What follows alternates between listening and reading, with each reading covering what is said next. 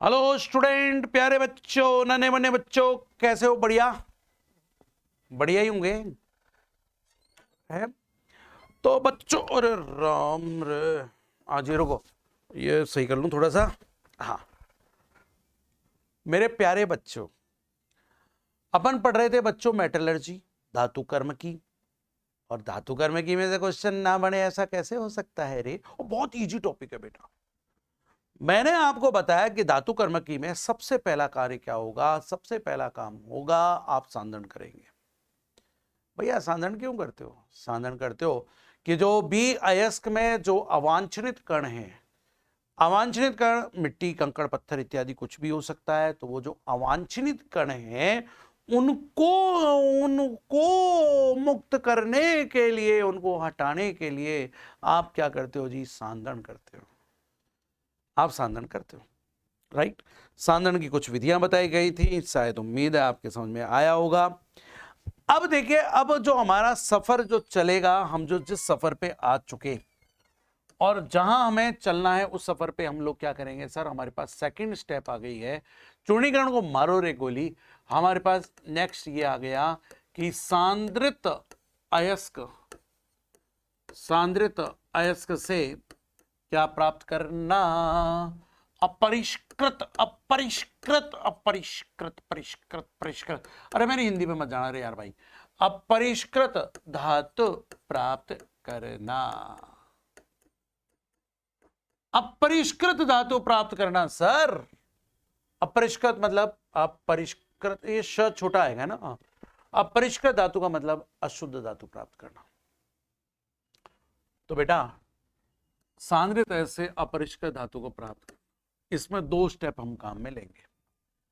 पहले स्टेप में आप क्या करोगे कि सांद्रित अयस्क में उपस्थित धातु को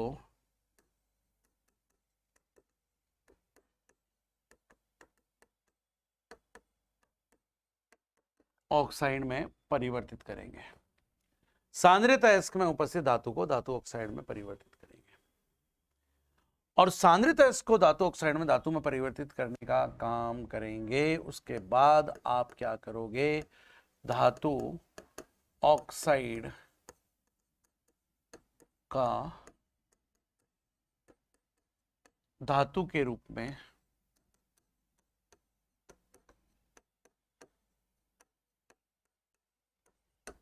अपचयन कराया जाए। तो यार शुरुआत की जाए कि सांद्रित अयस्क में उपस्थित धातु को धातु ऑक्साइड में परिवर्तित करना, ठीक है।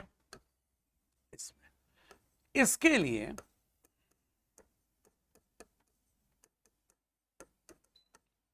दो विधियां प्रचलित हैं।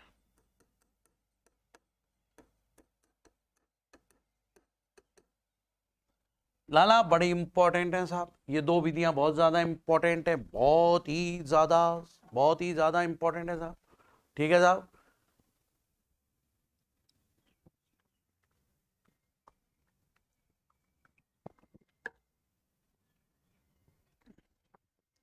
एक विधि जो इसमें है उसका नाम है भर्जन। Version, roasting.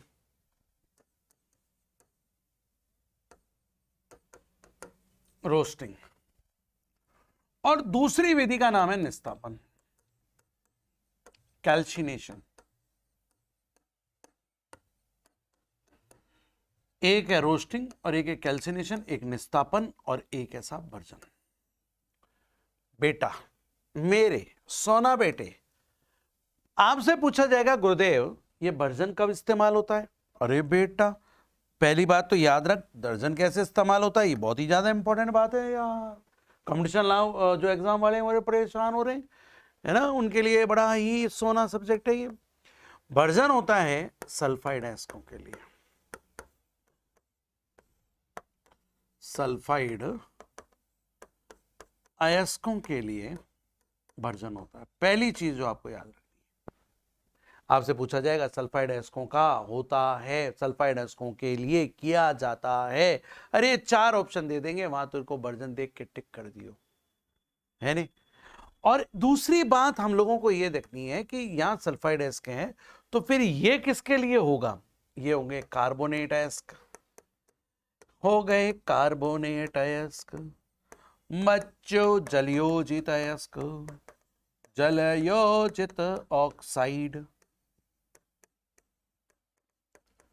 ठीक है, जलयोजित ऑक्साइड हो गए बेटा। अरे मेरा बायो हाइलाइड हो गए रे, हाइलाइडों के, ठीक है, आदि। यानी जो गैर सल्फाइड अयस्क हैं, आप उनके लिए क्या करते हो? निस्तापन करते हो।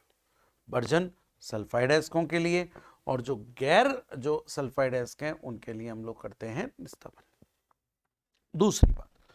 दूसरी बात जो और इंपॉर्टेंट है, और भी इंपॉर्टेंट है, वो ये है कि इसमें क्या करते हैं, अयस्क को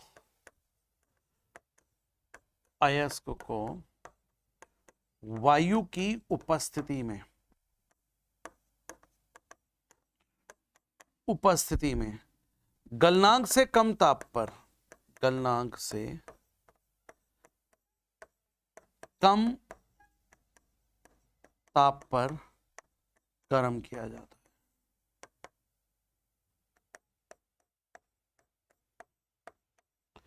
बेटा इसमें इसको वायु की उपस्थिति में गलनांक से कम ताप पर गर्म करते हैं। यानी इंपॉर्टेंट वर्ड ये है कि उपस्थिति में ये क्रिया होती है। बेटा यहां कन्फ्यूजन हो जाता है, हे प्यारो, कन्फ्यूजन होता है, तो मैंने ऐसे याद कर रखा है, उपस्थिति शब्द छोटा है तो वर्जन भी तो छोटा है। उपस्थिति शब्द छोटा तो वर्जन भी छोटा, और अनुपस्थिति शब्द बड़ा तो वर्जन शब्द, सॉरी तो निस्तापन शब्द भी बड़ा। तो उपस्थिति मतलब वर्जन, और अनुपस्थिति मतलब क्या? निस्तापन।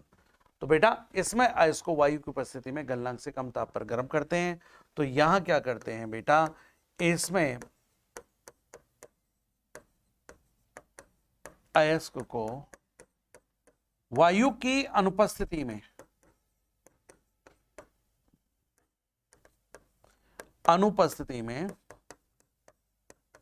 गलनांक से कम ताप पर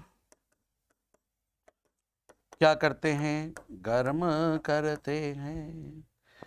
यानी कि यहां भी अयस्क को वायु की अनुपस्थिति में गलनांक से कम ताप पर गर्म किया जाता है।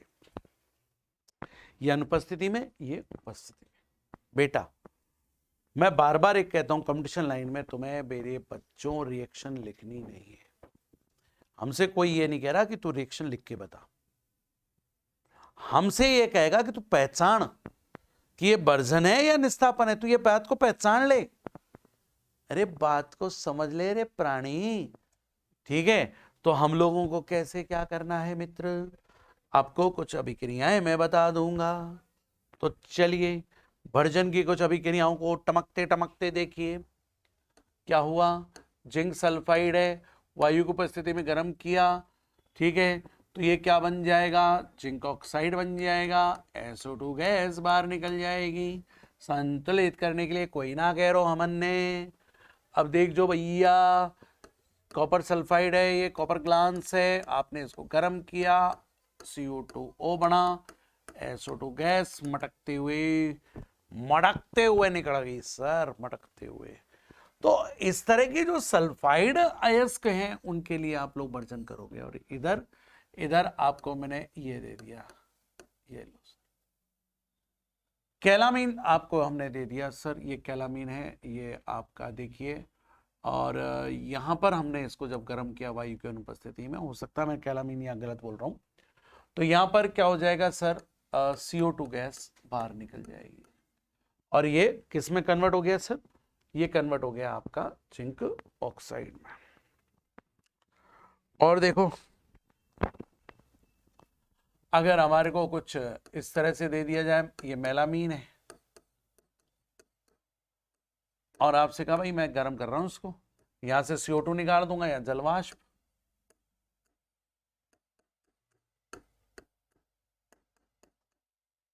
क्या है, कौन सा उदाहरण है, निस्तापन का। तो बेटा आप ये नहीं देख रहे इस बात के लिए कि बर्जन में क्या होता है, बर्जन में SO2 गैस मुक्त होती है।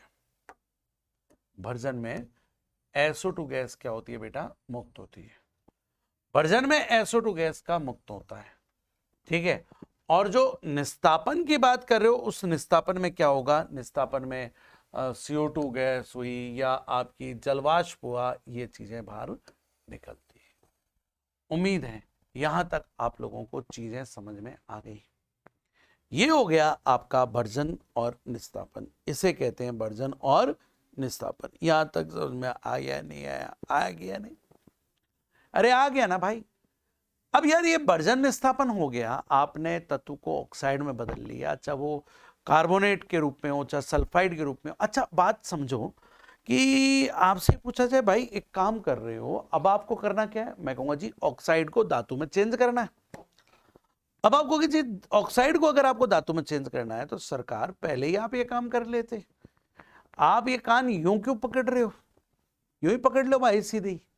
क्यों, क्योंकि पहले आप क्या कर रहे हो, सल्फाइड अयस्कों को या कार्बोनेट अयस्क हैं उनको पहले तो ऑक्साइड में बदल रहे हो, फिर ऑक्साइड को फिर अपचेत करके फिर आप लेके आ रहे हो धातु, तो आप तो डायरेक्ट कर लो। तो भाई क्या कारण है ऐसा, तो कारण का मैं आपको रीजन समझाता हूं, आप समझने की कोशिश करोगे तो समझोगे। भैया बात दरअसल ये है कि ऑक्साइडों का अपचयन आसानी से होता है, और अगर ये कार्बोनेट हो गए, सल्फाइड हो गए, हैलाइड हो गए, इनका अपचयन आसानी से नहीं होता। हाँ ऑक्साइडों का अपचयन आसानी से हो जाता है। तो इसीलिए हम लोग सरल काम करते हैं, आसान काम करते हैं। पहले हम लोग क्या करते हैं कि जो भी अयस्क है उस अयस्क को पहले हम बदलते हैं किसमें, ऑक्साइड में, और फिर ऑक्साइड चूंकि उसका अपचयन सरलता से हो जाता है तो उसको फिर हमने धातु में परिवर्तित कर लेंगे। अब बेटा अब हमारे पास क्या आ गया, वो दूसरा वाला बात आ गया। दूसरा वाला बात क्या आ गया साईं, कि आपको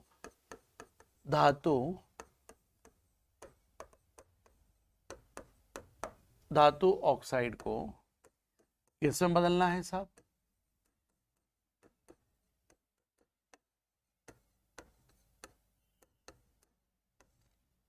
अपचयित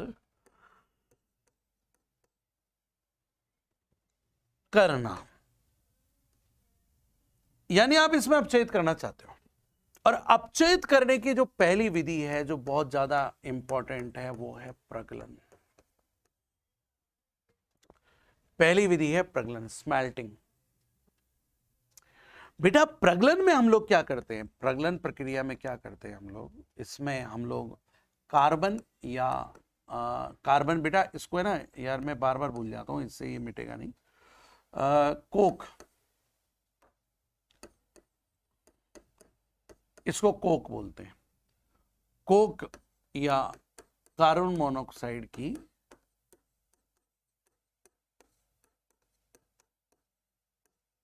अपचयन, ये इंपॉर्टेंट है, यही पूछता है प्रगलन में कि साहब प्रगलन में क्या करते हो। प्रगलन में हम लोग कोक या कार्बन मोनोऑक्साइड की उपस्थिति में अपचयन करते हैं, किसका, ऑक्साइडों का।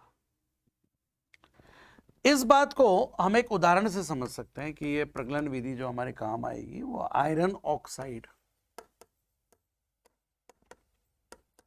आयरन ऑक्साइड, ऑक्साइडों का अपचयन, वो आप इसी विधि के द्वारा करते हैं। यहां पर हम लोगों को क्या काम में लिया जाता है प्रगलन के अंदर, यहां आवश्यकता पड़ेगी वात्या भट्टी, वाट्या भट्टी की आवश्यकता होगी।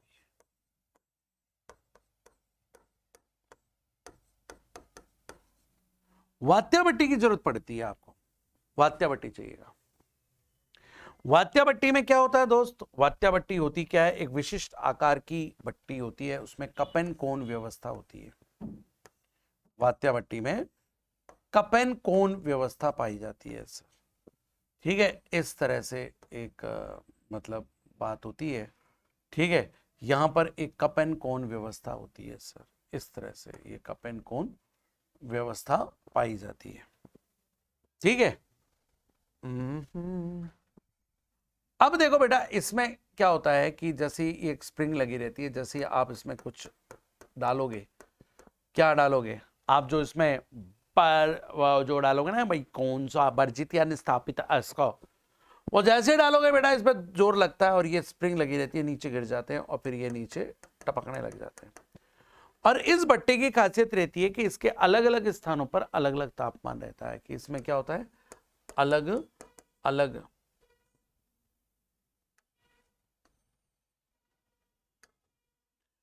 अलग अलग स्थानों पर ताप भिन्न भिन्न होता है। अलग अलग स्थानों पर तापमान चूंकि भिन्न भिन्न होता है मेरे भाई, तो यहां पर क्या होता है, एक साथ कई सारी रासायनिक अभिक्रियाएं यहां संपन्न होती हैं, जो कि अलग अलग तापमान पे हम लोग करते हैं। नीचे से गर्म वायु के झोंके, मतलब गर्म वायु के झोंकों से ये भट्टी गर्म होती है, यहाँ पर गर्म वायु प्रवाहित करते हैं हम लोग, और इसलिए नीचे का जो तापमान होता है वो ज्यादा होता है। जैसे जैसे आप ऊपर उठते चले जाते हो, वैसे वैसे तापमान क्या होता चला जाता है, कम होता चला जाता है। आपने क्या किया, जब आपको आयरन ऑक्साइड डालना था तो आपने वर्जित अयस्क, इसमें क्या डालते हैं, वर्जित या निस्तापित अयस्क प्लस कोक प्लस गालक।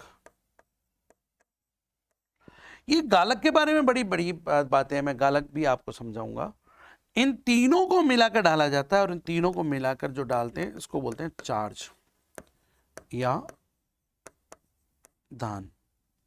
ये आप डालते हो वर्जित या निस्थापित अयस्क डाल देते हो, कोक यानी कोक मतलब कोयला, और साथ में आप डालते हो गालक। ठीक है, ये तीनों चीजें हम लोग इसके अंदर डाल देते हैं। अलग अलग स्थानों पर अलग अलग क्रियाएं होती हैं, और जब अलग अलग स्थानों पर अलग अलग क्रियाएं होती हैं तो हमें यहां पर क्या मिलता है सर, यहां पर मिलता है कच्चा लोहा,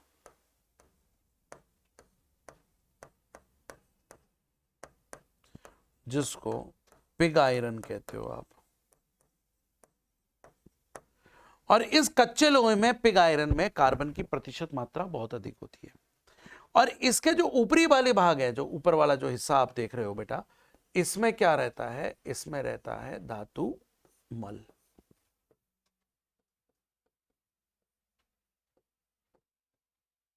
धातुमल, धातुमल चूंकि हल्का होता है तो वो क्या होता है कि ऊपर से तैरता है, उसको बाहर निकाल देते हैं। ये जो कच्चा लोहा होता है ना बेटा, इस कच्चे लोहे में कार्बन की प्रतिशत मात्रा बहुत अधिक होती है। कार्बन की जो प्रतिशत मात्रा होती है, वो कार्बन की प्रतिशत मात्रा 4% से भी अधिक होती है। कार्बन की प्रतिशत मात्रा, ठीक है, 4% से भी अधिक होती है, राइट। और इस कार्बन की प्रतिशत मात्रा अधिक होने के कारण ये जो लोहा होता है हमारे लिए अच्छी क्वालिटी का नहीं होता। ये कच्चा लोहा हमारे अच्छी क्वालिटी का नहीं होता। तो हम क्या करते हैं, इस कच्चे लोहे को हम लोग परिवर्तित करते हैं। ये जो कच्चा लोहा आप देख रहे हो, जिसको देख के आप खुश हो रहे हो, ये कच्चा लोहा जिसमें 4% से अधिक कार्बन की अशुद्धि है,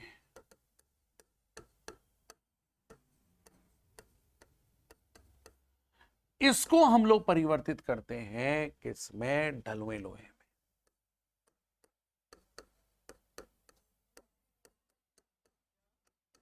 ढलवा लोहा, कच्चे लोहे को ढलवे लोहे में परिवर्तित कर दिया जाता है, और वो वात्या भट्टी में ही किया जाता है। वापस आप लोग इसके अंदर क्या करते हो, गालक मिलाते हो, और गालक मिलाकर आप लोग वापस इसके अंदर क्या करते हो, उसके अंदर पटक देते हो। ठीक है, और जब आप इसको पटक देते हो तो इसमें जो भाई बात दरअसल ये होती है कि ये जो ढलवा लोहे है ना, ढलवा लोहा, ये ढलवे लोहे में सब कुछ बढ़िया होता है, बढ़िया बढ़िया सारी बातें बढ़िया होती है। बस क्या इनमें परेशानी क्या होती है साहब, इसमें ये होती है भाई साहब, कठोर होते हैं लेकिन भंगुर होते हैं। अरे यार, जब ये कठोर होंगे, भंगुर होंगे, तो क्या होगा साहब, आप इनको उपयोगी काम के लिए काम में नहीं ले सकते हो। आप इनके लिए उपयोगी कार्य कर ही नहीं सकते भाई। अब तू बता, बंगूर है, अब बंगूर है तो इसको क्या घर की आप उसमें रॉड में लगा दोगे आप लोग, आरसीसी वगैरह में इसको यूज भी नहीं ले सकते, तो ये हमारे लिए काम नहीं आता। तो डलवे लोहे से हम लोग दो चीजें बात कर सकते हैं कि या तो डलवे लोहे को हम लोग परिवर्तित कर लें स्टील में, या तो आप इसको परिवर्तित कर लीजिए स्टील में। अरे भाई स्टील को आप क्या कहते हो सरकार, इसको आप बोलते हैं इस्पात। या तो आप इस्पात बना लो, डलवे लोहे से स्टील बना लो भाई साहब, आप लोग वो मित्तल वाली कंपनी बना लो, आप खड़ी कर लो, राइट, स्टील किंग कहलाओगे फिर आप। और या फिर आप इस डलवे लोहे को परिवर्तित करो पिटवा लोहा में, पिटवा लोहा, पिटवा लोहा। अब ये पिटवा लोहा क्या होता है सर? ये पिटवा लोहा बनाया जाता है परावर्तनी भट्टी में, परावर्तनी भट्टी। सर परावर्तनी भट्टी में इस बच्चे को बनाते हैं इसको, और उसमें क्या होता है कि हेमाटाइट, हेमाटाइट देख भाई कुछ पॉइंट्स हैं इनको याद रख लेना। हेमाटाइट, हेमाटाइट का अस्तर इसमें लगा रहता है, और आप इसको गर्म वायु के झोंकों की सहायता से जब गर्म करते हो तो जो भी अशुद्धियां होती हैं कार्बन समेत, सारी नहीं भैया, सारी नहीं निकलेगी, कार्बन की अशुद्धि बड़ी हटी है, वो नहीं निकल सकती सारी भाई। वो जो कार्बन की अशुद्धि है वो ऑक्साइड के फॉर्म में, और जो भी जो अधातुएं हैं वो भी ऑक्साइड के रूप में फुर्र हो जाती हैं, गायब हो जाती हैं। और यहां पर कार्बन की अशुद्धि जो है, कार्बन की अशुद्धि, ठीक है, यहां कार्बन की अशुद्धि अत्यंत कम रह जाती है, ठीक है, अत्यंत अत्यंत ही कम रह जाती है। कम कितना? लगभग 0.1% रह जाती है जी। और इस वाले कक्का में जो कार्बन की अशुद्धि रहती है, यहां पर कार्बन की, वही अच्छी तरह लिख, यहां जो कार्बन की अशुद्धि होती है वो 3% रहती है, 3%।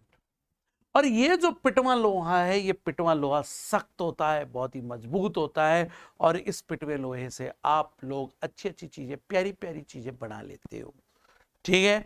तो भाई डलवे लोहे से स्टील बना सको हो, और डलवे लोहे को आप किस में परिवर्तित कर सकते हो? पिटवे लोहे में परिवर्तित कर सकते हो। बताइए सरकार, ये कौन सी विधि काम में लेते हो आप? यहां विधि काम में लेते हो प्रगलन। अरे दोस्तों यही चीज तुमसे पूछेगा, अरे यही पूछेगा बरा पाया हो, ठीक है, कि भाई ये बता तू आयरन ऑक्साइड को आयरन में परिवर्तित करता है तो इसके लिए कौन सी विधि काम में ले ली जाती है? तो हमारे को दर्शन मिल जाएंगे 4 ऑप्शन के अंदर, आप खुश हो जाओगे और आप प्रगलन पे टिक लगा के आ जाओगे। ओके, ये तो एक विधि हो गई जिसको आप बोलते हो अपचयन विधि। अपचयन विधि में हम बात करेंगे कार्बन या कोक से अपचयन। अरे यार यहां एक और बात काम में आ गई, ओ लो मैंने याद आ गो। अरे यार इस विधि में ये काम आता है जब तुम कच्चा लोहा बनाते हो ना, कच्चा लोहा, तो कच्चा लोहा बनाते हो तो हमसे ये भैया अंकल जी ये पूछते हैं कि आप Fe3O4 जो है इसका अपचयन, इसका अपचयन कार्बन से कराओगे या कार्बन मोनोऑक्साइड से कराओ? कार्बन यानी कोक, कोक मतलब कोयला। तो अगर आपको कोक काम में लेना है, कोक का मतलब कोको कोला नहीं भैया, कार्बन आप काम में लेना चाहते हो, तो ये काम तो आप करेंगे उच्च ताप पर। ये उच्च ताप पर कार्बन या कोक अच्छा अपचायक है, अच्छा अपचायक है। एक चीज तो ये जान लो प्यारो। और अगर आप लेना चाहते हो कार्बन मोनोऑक्साइड तो ये कार्यक्रम निम्न ताप पर होगा, ये काम निम्न ताप पर होगा। ये भैया अच्छे अपचायक होंगे। कहां पर हम बात करें? निम्न ताप पर बात करें। ये बात भी भाई साहब एग्जामिनर रूपी जो है बालक या हम कहें महात्मा, ये भैया एग्जाम रूपी ये हमारे को यहां से पूछ लेता है, ठीक है। तो हे देवी देवताओं, यहां तक भी कार्यक्रम समाप्त हो गया।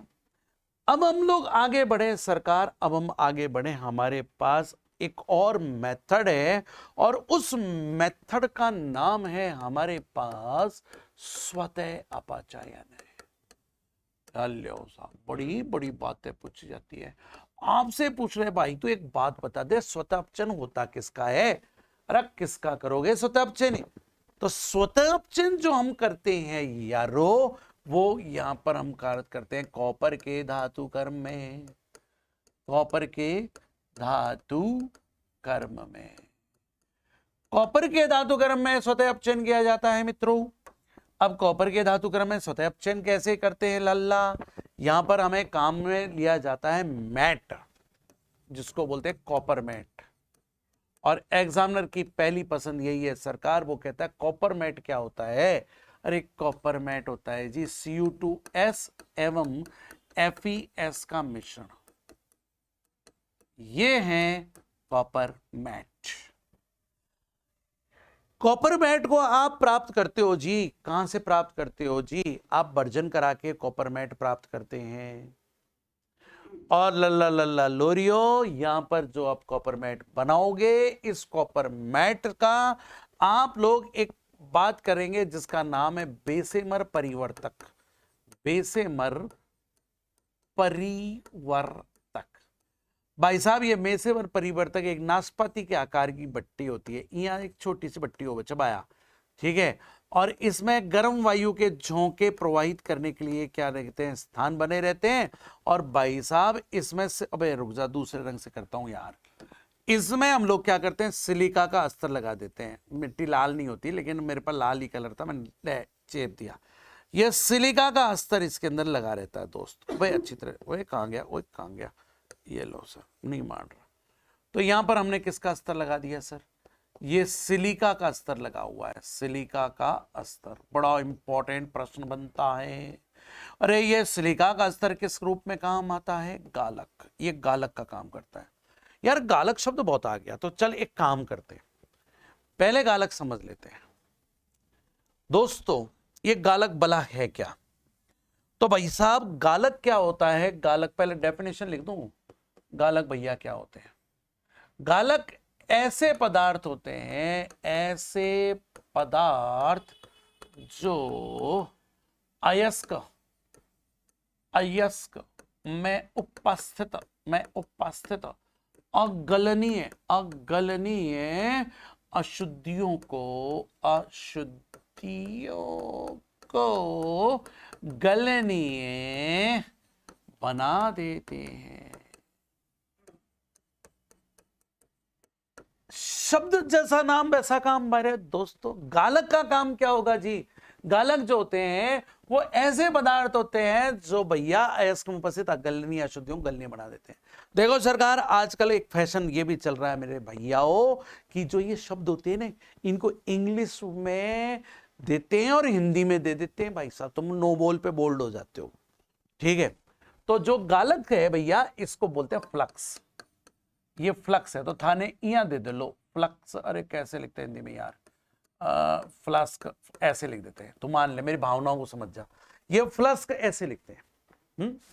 तो ये जो फ्लक्स हैं, जो गालक हैं, ये क्या करेंगे? अगलनीय अशुद्धियों को गलनीय बना देंगे सरकार। और ये होते हैं दो तरह के, एक होता है अम्लीय गालक और एक होता है जी क्षारीय गालक। इनका बहुत बड़ा कुनबा नहीं है। अरे ये एक एक ही है हमारे कोर्स में, ये एक एक ही एग्जाम्पल है इनका। और अम्लीय गालक तो थे जानो रे भाइयों, सिलिका। अरे देवी देवताओं, सिलिका होता है ये, सिलिका। बे यार यहाँ में तो लिखो ही ना जाए, ये लो सिलिका। अम्लीय गालक के रूप में हम लोग चुनाव करते हैं सिलिका का, रेत का, मिट्टी का। और जो हम लोग क्षारीय गालक लेते हैं ना यारो, उसके लिए हम लेते हैं कैल्शियम ऑक्साइड। क्षारीय गालक के रूप में हम लेते हैं कैल्शियम ऑक्साइड। अच्छा, एक बात को यहां भी ये जान लीजिए दोस्तों मेरे प्यारों, कि ये जो गलनीय पदार्थ बनता है ना सर, अरे यार गलनीय पदार्थ जो हमें प्राप्त होगा, अरे यार इस गलनीय पदार्थ को बोलते हैं धातुमल। इसे बोलते हैं धातुमल, यानी कि इसे बोलते हैं अरे यार स्लैग। ये है भैया स्लैग, धातुमल। ये गलनीय पदार्थ होता है, धातुमल होता है। इसको धातुमल जो होता है बेटा बहुत ही हल्का होता है, बहुत ही हल्का होता है, ऊपर तैरता है, उसको आसानी से आप लोग सेपरेट कर लोगे। अब यार यहां पर जो प्रश्न भाई साहब बड़ा ही प्रश्न पूछा जाता है, और हमसे अब ये बेचारी बात तो अधूरी रहेगी। देखो इस बात को भी कंप्लीट करेंगे, नाराज मत हो।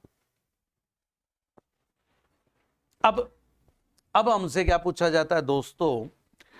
ये गालक जो है ना, बेसिकली हम दो जगह इस्तेमाल करते हैं। एक तो लोहे के धातु कर्म में, लोहे के धातु कर्म, लोहा कहाँ है रे तू, आजा। एक तो लोहे के धातु कर्म है, लोहे के धातु कर्म में हम लोग जो गालक के रूप में इस्तेमाल करते हैं दोस्त, लोहे के धातु कर्म में जो हम लोग गालक इस्तेमाल करते हैं, और वो गालक जो होता है वो होता है लाइमस्टोन। आपको गुरुदेव आपने तो बताया था CaO और आप बात कर रहे हो लाइमस्टोन। अरे मेरे दोस्त, लाइमस्टोन जो है जब आप उसको वात्या भट्टी में पटकते हो तो ये महात्मा परिवर्तित होता है कैल्शियम ऑक्साइड और साथ में CO2 गैस मुक्त हो जाती है, ठीक है। और ये महात्मा है गालक। और आयरन में जो अशुद्धियां पाई जाती हैं सरकार, वो आयरन में अशुद्धि मिलती है किसकी, सिलिका की। जब आयरन में अशुद्धि जब सिलिका की है, दोनों मिलकर क्रिया करते हैं और क्रिया करके बनाते हैं कैल्शियम सिलिकेट। अरे मेरे प्यारे, इसी को बोलते हैं धातुमल। आयरन की अशुद्धि में जो धातुमल होगा वो होता है कैल्शियम सिलिकेट। काश अच्छा आपको नहीं दिखाई दे रहा है तो कार्यक्रम इसको अभी हम हटा देते हैं, द्वारा लिख देते हैं, ठीक है। कहाँ लिखें, अरे यहां लिख देते हैं रे यार, आओ रे यार, ये लो। ये जो कैल्शियम ऑक्साइड बना है मेरे प्यारे, ये अशुद्धि है सिलिका। इस सिलिका जो है हमारी अशुद्धि है, और इस अशुद्धि के साथ भाई साहब ने क्रिया की और कैल्शियम सिलिकेट बना लिया, और यही भाई साहब है धातुमल अर्थात स्लैग। यही है धातुमल, यही है स्लैग। ऊपर तैरता रहता भैया, इसको आप लोग क्या करना, हटा देना। अरे भैया भूल गए क्या, चलिए हम आपको दर्शन कराते हैं स्लैग के। ये देखो यहां बताया था। ये जो धातुमल यहां से निकलता है ना सर, ये निकलता है कैल्शियम सिलिकेट का, ये कैल्शियम सिलिकेट के रूप में निकलता है। और यही चीज हमसे बड़े ही प्यार से पूछी जाती है कि बताइए आप कौन सा धातुमल यहाँ पर काम में लेते हो, तो हम बता देते हैं जी हम कैल्शियम सिलिकेट काम में लेते हैं, ठीक है। एग्जामिनर कहेगा मुकेम्बो खुश हुआ और आपको 4 नंबर आपको मिल जाएंगे। तो हे प्यारो, आगे बढ़ते हैं और हम लोग बात करते हैं कि कॉपर के धातुकर्म में धातुमल कौन सा काम में लिया जाता है, ठीक है। ठीक है, तो तैयार रह जाओ, पेन को जो जोर से पकड़ लो, तब थोड़ी देर रुक जाओ।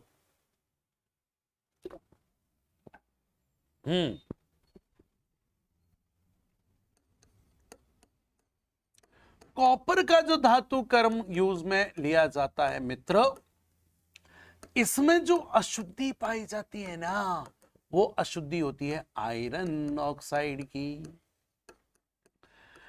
देख यही याद करना है यारो, कंपटीशन लाइन में यही चीजें पूछी जाती है। बता कॉपर के धातु कर्म में अशुद्धि किसकी हो, आप कहोगे जी आयरन ऑक्साइड, ये पकड़ ले तू, ठीक है।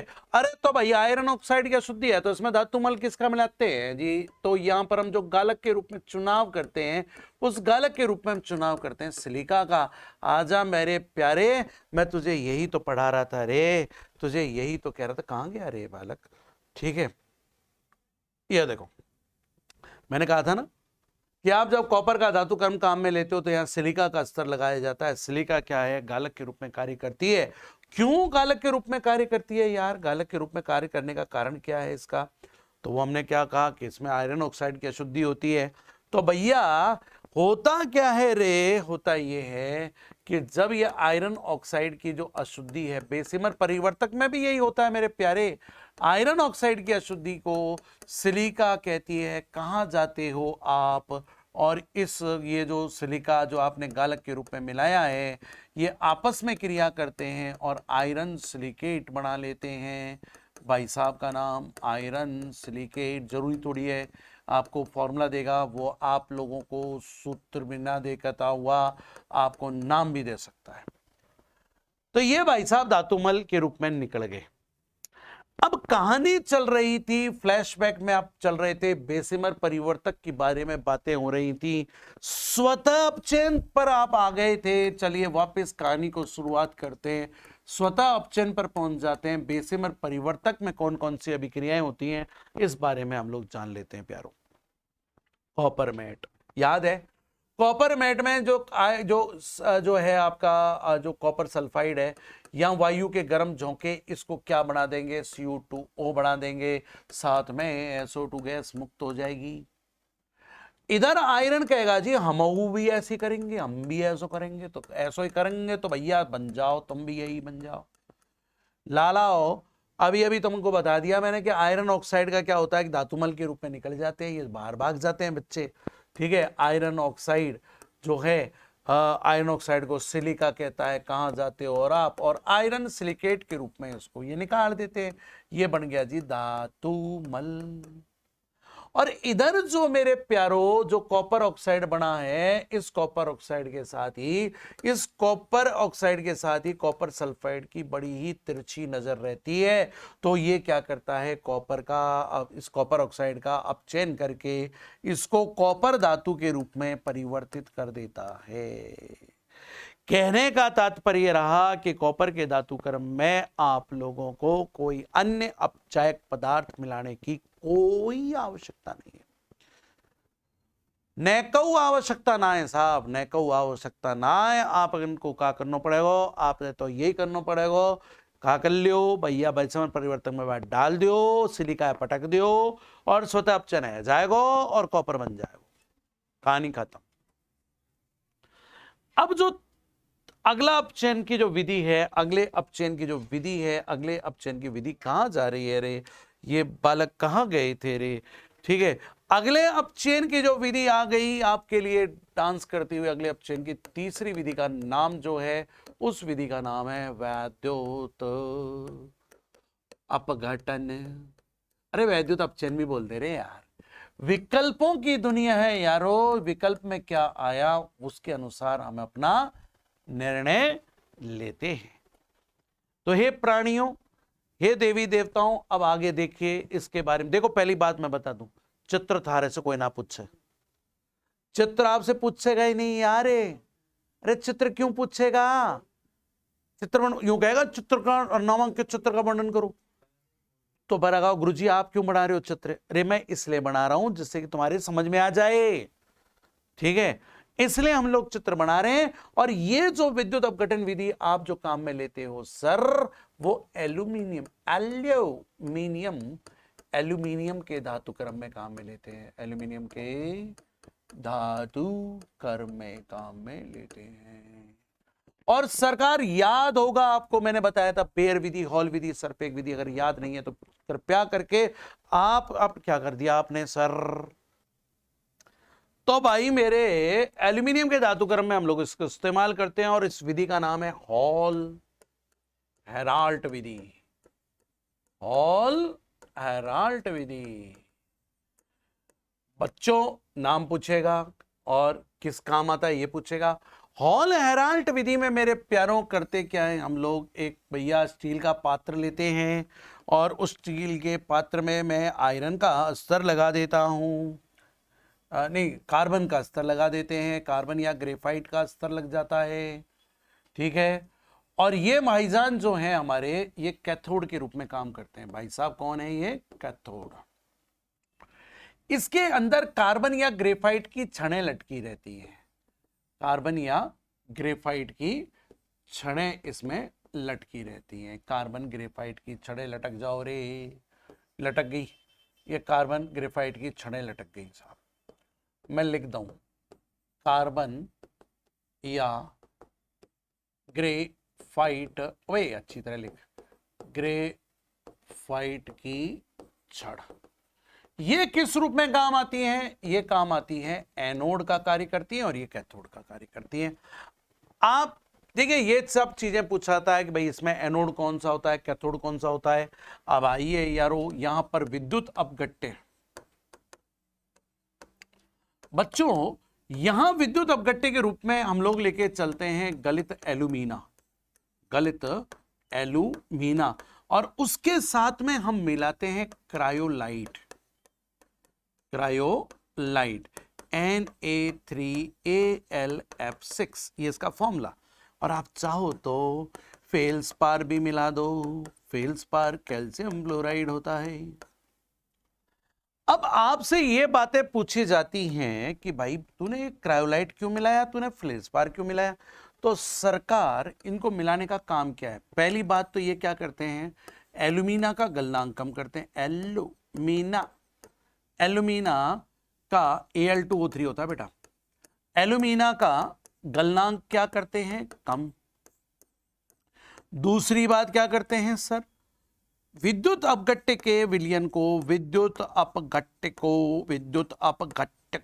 को सुचालक बनाने का काम करते हैं, सुचालक बनाने का कार्य करते हैं, राइट। ये सब काम करते हैं। जब आप विद्युत धारा प्रवाहित करते हो, विद्युत धारा प्रवाहित करने पर आप लोगों को कैथोड पर क्या मिल जाता है दोस्त, कैथोड पर मिल जाती है एल्यूमिनियम धातु, एल्यूमिनियम धातु। और एनोड पर क्या होती आती है सर, एनोड पर कार्बन डाइऑक्साइड या कार्बन मोनोऑक्साइड गैस मुक्त हो जाती है।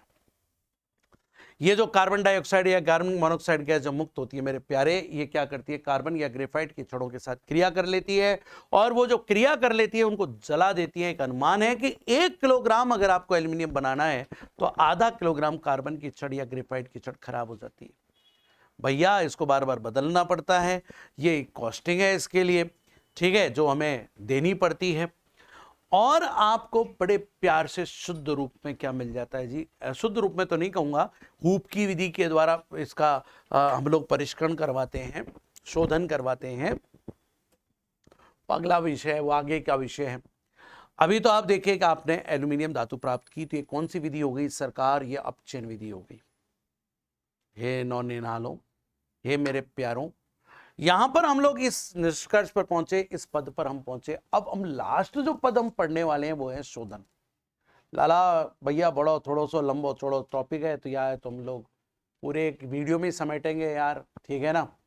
तो इस विधि को हम लोग पढ़ेंगे सरकार आने वाले टाइम में। तब तक आप मुस्कुराते रहिए, पढ़ते रहिए, है ना। फिर मिलेंगे, धन्यवाद।